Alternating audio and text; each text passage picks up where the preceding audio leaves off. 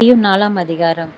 அப்பொழுது இயேசு பிசாசினால் சோதிக்கப்படுவதற்கு ஆவியானவராலே வனாந்திரத்துக்கு கொண்டு போகப்பட்டார். அவர் இரவும் பகலும் 40 நாள் உபவாசம் இருந்த பின்பு அவருக்கு பசியுண்டாயிற்று.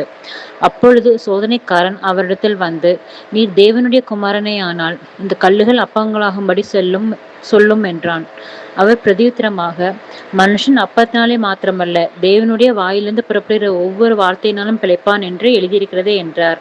அப்பொழுது பிசாசு அவரை பரிசுத்த நகரத்திற்கு கொண்டு போய் தேவாலயத்து உப்பரிகையின் மேல் அவரை நிறுத்தி, நீர் தேவனுடைய குமாரனே ஆனால் தாழ குதியும், ஏனெனில் தம்முடைய தூதர்களுக்கு உம்மை குறித்து கட்டளையிடுவார், உமது பாதம் கல்லில் இடராதபடிக்கு அவர்கள் உம்மை கைகளில் ஏந்தி கொண்டு போவார்கள் என்பதாய் எழுதியிருக்கிறது என்று சொன்னான்.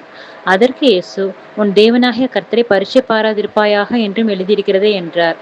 மறுபடியும் பிசாசு அவரை மிகவும் உயர்ந்த மலையின் மேல் கொண்டு போய் உலகத்தின் சகல ராஜ்யங்களையும் அவைகளின் மகிமையும் அவருக்கு காண்பித்து, நீ சாஷ்டாங்கமாய் விழுந்து என்னை பணிந்து கொண்டால் இவைகளெல்லாம் உமக்கு தருவேன் என்று சொன்னான்.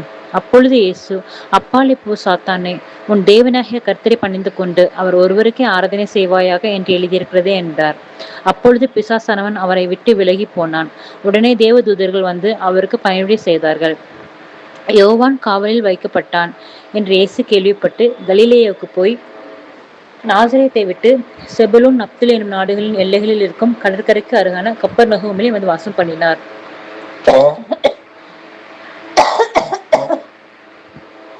கடற்கரை அருகிலும் யோர்தானுக்கு அப்புறத்திலும் உள்ள செபுலூன் நாடும் நப்தலி நாடும் ஆகிய புறஜாதியாருடைய கலிலேயாவிலே இருளில் இருக்கும் ஜனங்கள் பெரிய வெளிச்சத்தை கண்டார்கள்.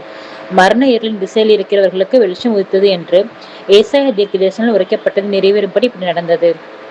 அது முதல் இயேசு, மனம் திரும்புங்கள், பரலோக ராஜ்யம் சமீபித்திருக்கிறது என்று பிரசங்கிக்க தொடங்கினார். இயேசு கலிலேயா கடலோரமாய் நடந்து போகையில் மீன் பிடிக்கிறவர்களாய் இருந்த 2 சகோதரராகிய பேதுரு எனப்பட்ட சீமோனும் அவன் சகோதரன் அந்திரேயாவும் கடலில் வலை போட்டு கொண்டிருந்த போது அவர்களை கண்டு, என் பின்னே வாருங்கள், உங்களை மனுஷரை பிடிக்கிறவர்களாக்குவேன் என்றார். உடனே அவர்கள் வலைகளை விட்டு அவருக்கு பின் சென்றார்கள்.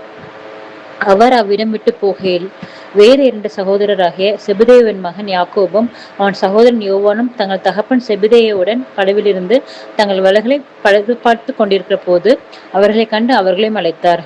உடனே அவர்கள் படவையும் தங்கள் தகப்பனையும் விட்டு அவருக்கு பின் சென்றார்கள். பின்பு இயேசு கலிலேயா எங்கும் சுற்றி நடந்து அவர்களுடைய ஜெப ஆலயங்களில் உபதேசித்து ராஜ்யத்தின் சுவிசேஷத்தை பிரசங்கித்து ஜனங்களுக்கு உண்டாயிருந்த சகல வியாதிகளையும் சகல நோய்களையும் நீக்கி சுஸ்தமாக்கினார்.